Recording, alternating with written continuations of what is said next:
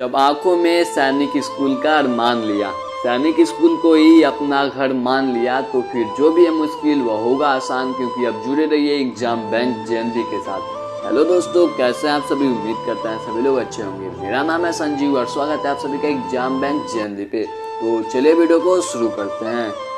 मेरे प्यारे दोस्तों, ये रहा हमारा फर्स्ट क्वेश्चन और यहाँ पे हमसे पूछ रहा है कि राधा ने सुनीता को 500 रुपए दिए। अब जो राधा वो सुनीता को 500 रुपए दे रही है और सुनीता ने उसे 20% कम करके रीना को दे दिए। अब देखो रीना जो है ये भी 10% कम करके कमला को दे दी, तो कमला को कितने रुपए मिले? ये तो काफी कॉम्प्लिकेटेड लग रहा है। कुछ बच्चे बोलेंगे यार कितने नाम आ रहे हैं, राधा, सुनीता, रीना, तीन तीन नाम है। कोई नहीं, मैं आपको अभी समझाऊंगा। थोड़ा इंग्लिश में भी पढ़ लेते हैं। कलर थोड़ा सा चेंज कर लूँ, रेड या रेड। यहाँ पे लिखा गया Radha gave 500 rupees to Sunita, Sunita gave 20% less to Reena and Reena gave 10% less to Kamala. Then how much did Kamala gate?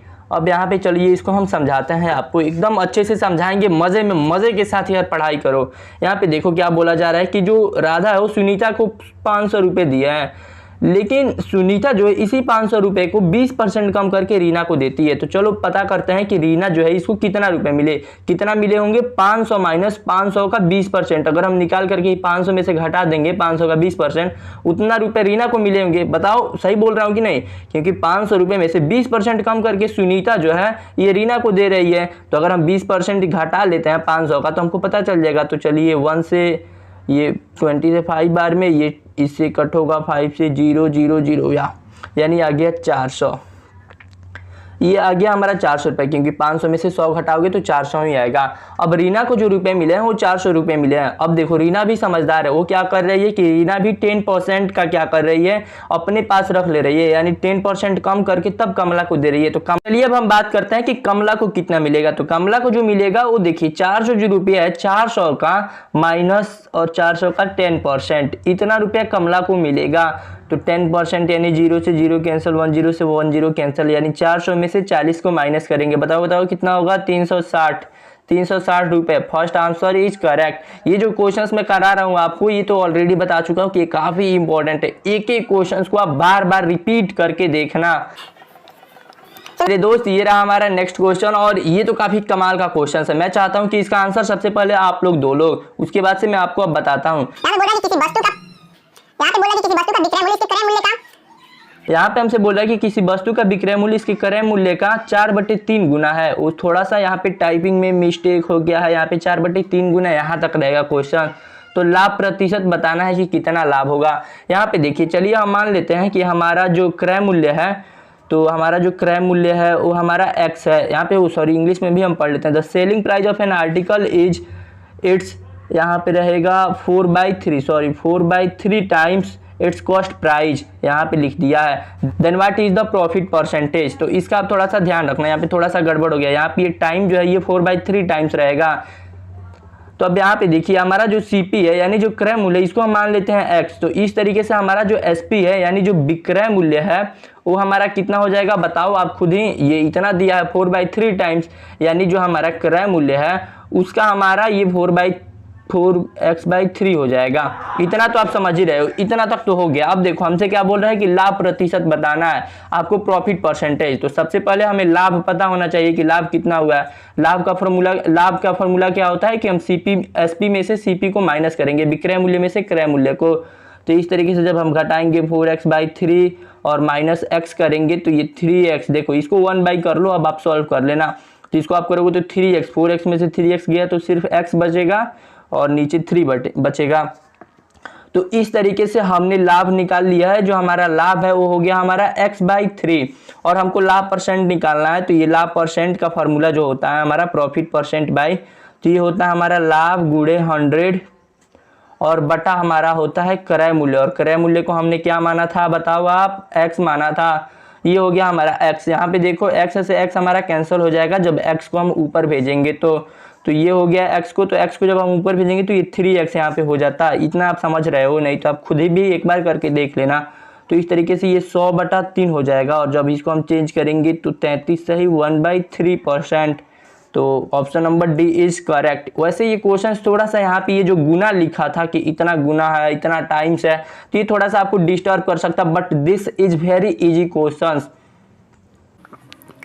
And dear दोस्तों, ये रहा हमारा नेक्स्ट क्वेश्चन और मैं दावे के साथ बोल सकता हूँ, मतलब मेरी गारंटी लिखा वालों कि 2021 में ये क्वेश्चन आएगा। मतलब ये बात जेएनवी पाठशाला बोल रहा है, कोई फ्रॉड यूट्यूब चैनल वाला नहीं बोल रहा है, तो आप समझ सकते हो। क्योंकि इस टाइप का क्वेश्चन 2019 में भी आया है, 2020 में भी आया है, और आप चिंता ना करो, प्रीवियस ईयर का एनालिसिस ही करके एक ऐसा धमाकेदार वीडियो ला दे रहा हूँ जो पूरे यूट्यूब पे किसी भी चैनल पे नहीं होगा, सिर्फ जेएनवी पाठशाला पे ही होगा। उसके बाद से भले ही कोई और डाल दे तो दूसरी बात है। यहाँ पे लिखा गया है कि एक बस दिल्ली से देहरादून के लिए 10:15 पर प्रातःकाल चली। यात्रा पूरी करने में 6 घंटे 30 मिनट लगे, तो बस देहरादून कितने बजे पहुंचेगी? A bus left from Delhi to Dehradun at 10:15 AM.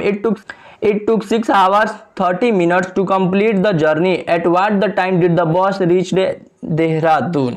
अब यहाँ पे बताना है हमको। यहाँ पे देखो बोल रहा है कि दिल्ली से, ये हो गया हमारा दिल्ली और ये हो गया हमारा देहरादून।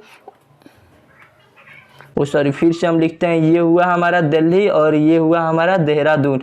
अब यहाँ पे हमसे क्या बोल रहा है कि एक बस दिल्ली से देहरादून के लिए 10:15 पे चलती है, 10:15 पे चलती है और 6.5 घंटे में अपने यात्रा कंप्लीट करती है। तो चलिए इसमें हम ऐड कर देते हैं। तो इसमें जब हम ऐड करेंगे तो यहाँ पे यह हमारा 45 हो जाएगा, क्योंकि 15 में जब हम आधे घंटे को जोड़ेंगे 30 मिनट को, तो ये 45 मिनट हो जाएगा। तो ये हो गया हमारा 45 मिनट। अब हमसे क्या बोल रहा है कि 10 बजे चली और वो पहुंच कितनी जाती है? 6 घंटे बाद पहुंच जाती है। तो 10 घंटे में हम 6 घंटे को ऐड करेंगे, 10 बजे में 6 घंटे को ऐड करेंगे, तो ये हो जाएगा हमारा 11, 12, 1, 2, 3, 4, यानी 4:45 पे जो बस है वो शाम के समय में देहरादून पहुंच जाएगी। And first option is correct. So guys ये रहा नेक्स्ट क्वेश्चन, और एलसीएम एचसीएफ से जो क्वेश्चन पूछा जाएगा तो वो इसी तरीके का पूछा जाएगा, एकदम इजी पूछा जाएगा। और नहीं तो एक जो मैं आपको बताया था एलसीएम इंटू एचसीएफ और equal 1 number into another number, इस फार्मूले पे पूछा जाएगा। और नहीं तो कुछ इस टाइप का पूछा जाएगा, नहीं तो नॉर्मल एलसीएम निकालने के लिए दे दिया जाएगा, नहीं तो एचसीएफ निकालने के लिए दे दिया जाएगा। इसके अलावा एलसीएम एचसीएफ यानी लसम असम से कोई भी क्वेश्चन नहीं पूछा जाने वाला है, क्योंकि लसम असम में यही कुछ क्वेश्चन है जो इम्पोर्टेंट है। वो जो आप पढ़े होंगे कि एक साथ 3 घंटियाँ बजती है या ट्रैफिक लाइट जलता है, इस तरीके का जो क्वेश्चन है ये लसम असम में अब नहीं आता है। तो इन सभी क्वेश्चंस को आप स्किप कर सकते हो। अब चलिए इसकी हम बात कर लेते हैं। यहाँ पे हमसे पूछा है कि इसका एलसीएम क्या होगा और एचसीएफ क्या होगा। तो ये जो नंबर दिया गया है, सबसे पहले हम इसका एलसीएम निकालते हैं। ओ सॉरी, थोड़ा सा इधर लिखते हैं 30, 36 और 90। तो हम क्या करते हैं, सबसे पहले 6 से कट करते हैं, 6 से 5, 6 से 6 और 6 से 15 बार में। फिर क्या करते हैं कि 5 से कट कर लेते हैं 1, फिर यहाँ पे ये 6 ही और यहाँ पे ये कट करेंगे तो ये हमारा आ जाएगा 3। फिर करते हैं हम 3 से कट 1, 2, 1, इसको हम मल्टीप्लाई करा लेते हैं। तो ये होगा हमारा 6 से 6 जाम, ये होगा हमारा 3, तो ये हो जाएगा हमारा 2 3 6 6 5 30 और 30 6 30 गुणे 6 180। ये तो हो गया हमारा, ये 180 हो गया हमारा एलसीएम। तो चलिए इसको हम लिख लेते हैं कि जो हमारा एलसीएम है ये हो गया हमारा एलसीएम 180। अब हम इसका एचसीएफ निकालते हैं। तो जब इसका हम एचसीएफ निकालेंगे तो 30 से 90 को हम सबसे पहले डिवाइड करते हैं। तो जब हम इसको डिवाइड करेंगे 3 बार में 90, ये हो गया कट। फिर से हम 30 से क्या करेंगे, 36 को भी डिवाइड करेंगे। तो इससे ये 1 बार में 3, फिर ये 6, फिर 3, यानी आएगा ये हमारा 6 आएगा। और इस तरीके से ये हमारा एलसीएम जो था ये हो गया 180 और एचसीएफ जो था ये हमारा हो गया 6। और जब इसको हम माइनस करेंगे तो ये 1 से आएगा 74। या am I right? Right, option number 4 is correct. So guys, this is the very important question. This question is already asked in JNVST exam 2019 या 2019 या 20, ये मैं कंफर्म नहीं हूँ, आप एक बार चेक कर लेना। ये क्वेश्चन काफ़ी इंपॉर्टेंट है, मैं बार बार बोल दे रहा हूँ कि इस टाइप का क्वेश्चन तो जरूर पूछा जाएगा। तो यहाँ पे चलिए देखिए क्या बोल रहा है कि 10 सेंटीमीटर के यहाँ पे हमसे बोला 10 सेंटीमीटर भुजा वाले दो ठोस घनों को एक साथ रखने पे प्राप्त जो घनाभ होगा उसका आयतन क्या होगा। When two solid cubes of size 10 cm are placed side by side, what is the volume of the obtained cube? अब यहाँ पे थोड़ा सा मैं आपको बना करके समझाता हूँ। ये चलिए हमको 2 क्यूब बनाना है, तो ये ऐसे ऐसे वाह क्यूब बनाना अभी तक मैं नहीं भूला। और फिर से एक और बनाता हूँ, ये ऐसे ऐसे फिर ऐसे ऐसे से ऐसे। ये हो गया हमारे पास 2 क्यूब। अब बोल रहा है कि इन्हीं 2 क्यूबों से एक हमारे पास क्यूबॉइड बनाया जाएगा। और सॉरी क्यूबॉइड थोड़ा सा बिगड़ गया, क्यूबॉइड बनो जी बनो, ये ऐसे ऐसे ऐसे ऐसे। हाँ तो ये देख सकते हैं मेरे दोस्त बन गया। ये बोल रहा है कि इन दोनों क्यूबॉइड को अगर हम पास पास रख दें, इनके जो बीच का ये डिस्टेंस है इसको मिटा दें, यानी इनको पास पास रख दे रहा है। और इनकी जो भुजा ये 10 सेंटीमीटर, ये भी 10 और ये भी 10 है, और इनकी ये जो चौड़ाई है ये भी 10 है, और ये जो ऊंचाई है ये भी 10 सेंटीमीटर है, सब 10-10 है। तो क्या बनेगा, तो आप देखो जब इसको ये 10-10 किया जाएगा तो ये दोनों आपस में मिलकर के कितना हो जाएंगे, ये हो जाएंगे 20 सेंटीमीटर। बट ये जो हमारी ऊंचाई है ये तो 10 का 10 ही न रहेगा, क्योंकि इसका भी 10 ही है, इसका भी 10 ही है, और ये आपस में ऐड नहीं होंगे क्योंकि इन दोनों का सेम ही ऊंचाई है।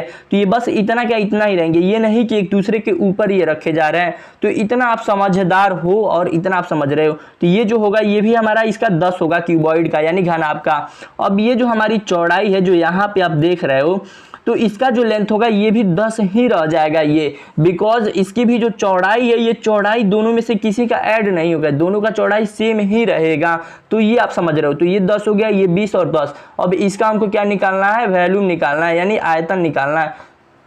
तो इन तीनों का मल्टीप्लाई करा देंगे, यानी 20 × 10 × 10, और इस तरीके से ये आएगा हमारा 2000 घन सेंट, और इस तरीके से आएगा हमारा 2000 घन centimetre. This is the very easy question, but ये एग्जाम में पूछा गया है और कई बच्चे इसे कंफ्यूज हो सकते हैं कि दो घन से एक घना बनाया जा रहा है, ये कैसे बनाया जाएगा, कैसे बनाया जाएगा। देखो मेरे दोस्त, इसको आप प्रैक्टिकल बना करके देख सकते हो। मेरे प्यारे दोस्तों, ये रहा एक इंपॉर्टेंट क्वेश्चन, और ये क्वेश्चंस तो मतलब आप पूछो मत, इससे रिलेटेड सेम क्वेश्चन एक 2019 या 20 में 2020 में पूछा गया था। और वो जो क्वेश्चन था वो ये था कि -1 को अगर -1 से 100 बार तक गुणा कराया जाए तो क्या आंसर आएगा। और ये सेम क्वेश्चन वैसा ही है, बस इसको थोड़ा सा चेंज कर दिया गया है। अब आप इसका आंसर पहले खुद बताओ, फिर मैं बताता हूँ। आप इसका आंसर जरूर मेरे से पहले कमेंट करना। मुझे पता है मैक्सिमम बच्चे इसका आंसर गलत देंगे, यहाँ तक कि कई बुक में भी इसका आंसर गलत दिया है।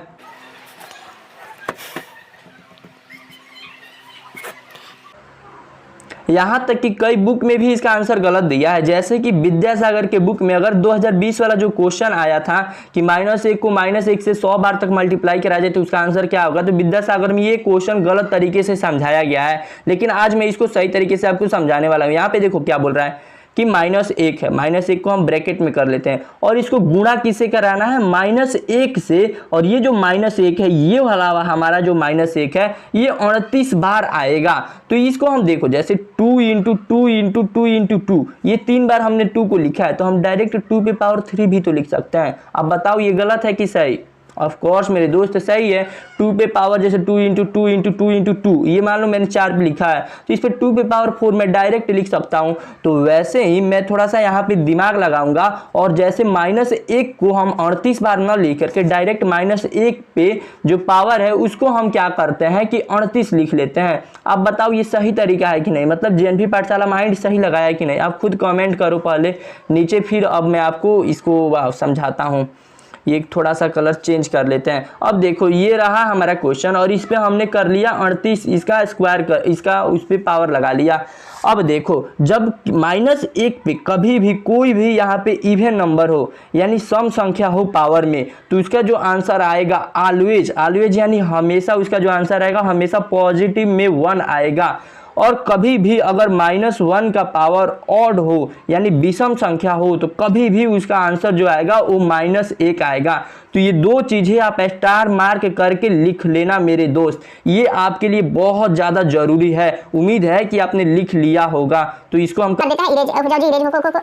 तो इसके अकॉर्डिंग जो हमारा यहाँ पे पावर जो है ये 38 है, तो ये हमारा कितना हो जाएगा, इसका टोटल आंसर हमारा कितना आएगा, जब -1 को हम गुणा करेंगे तो इसका टोटल आंसर सिर्फ 1 आएगा, और 1 को जब -1 से हम गुणा करेंगे तो इसका आंसर -1 आएगा। और जो अभी मैंने विद्यासागर वाला बात बताया, तो विद्यासागर के बुक में आप देखना हुआ यहाँ पे जो आंसर बताया गया था वो पॉजिटिव +1 बताया गया था, जो कि विद्यासागर में गलत दिया है। और यहाँ पे ये option number A is correct.